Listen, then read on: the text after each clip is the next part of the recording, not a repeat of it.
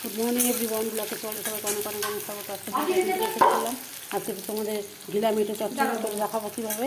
আমি একটুখানি তেলের মধ্যে গরম মশলা আর একটুখানি কুচানো পেঁয়াজ দিয়ে ওটাকে একটু ভাজা ভাজা করে দেবো। তারপরে আমি মশলা কষা দেবো।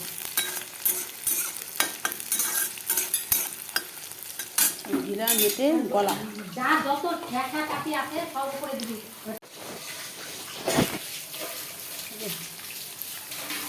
ভাজা ভাজা হয়ে গেছে। এখন আমি পেঁয়াজ বাটা, আদা বাটা, রসুন বাটা, টমেটো বাটা সব একদম দিয়ে দিই।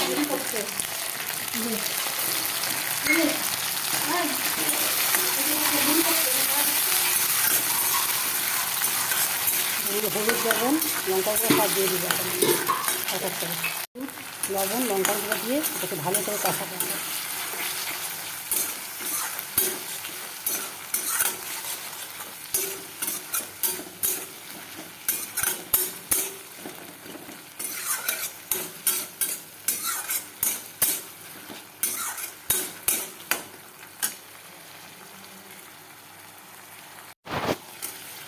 যখন তেল ছেড়ে যাচ্ছে তখন আমি এই যে ছোটো ছোটো করে দিব, যেহেতু মেটে চচ্চড়ি তো সেজন্য ছোটো করে আলু দিব।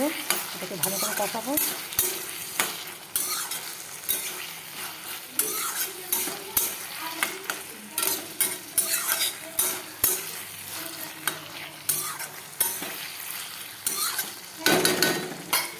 ঘিলা মেটাটাও দিয়ে দেবো, কারণ কি এটা করে সিদ্ধ হতে হবে, তো এটা করে দিয়ে দেবো। এটাকে ভালো করে আমি গরম জল, ভিনেগার সব দিয়ে ভালো করে ধুয়ে নিচ্ছি।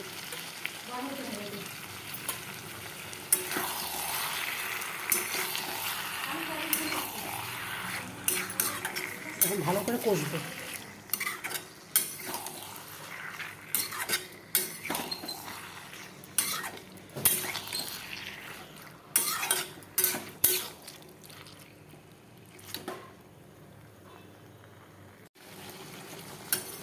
ঢেকে দিয়েছিলাম, একটুখানি কষা কষা হচ্ছে, আর একটু ঢাকবো, আরও ভালো করে কষবে। মেটে চচ্চড়ি তো এটা ভালো করে না কষলে ভালো লাগবে না খেতে, ভালো করে কষবে। আবার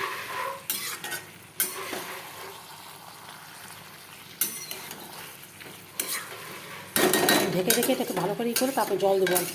তারপর মাখামাখাই রাখবো তো সেই জন্য একটু জল দেবো না এটার মধ্যে। মোটামুটি আমার এটা কষা কষা হয়ে গেছে। এখন আমি একটুখানি গরম মশলা গুঁড়ো দিয়ে দেবো। মোটামুটি কমপ্লিট। ঠিক আছে বন্ধুরা, তাহলে আজকে তোমাদের সাথে এই রেসিপিটা শেয়ার করলাম। কালকে আবার দেখি নতুন কোনো রেসিপি যদি হয় তবে অবশ্যই তোমাদের সাথে শেয়ার করবো। তখন সবাইকে টাটা। সবাই খুব ভালো থেকো, সুস্থ থেকো, সাবধানে থাকো।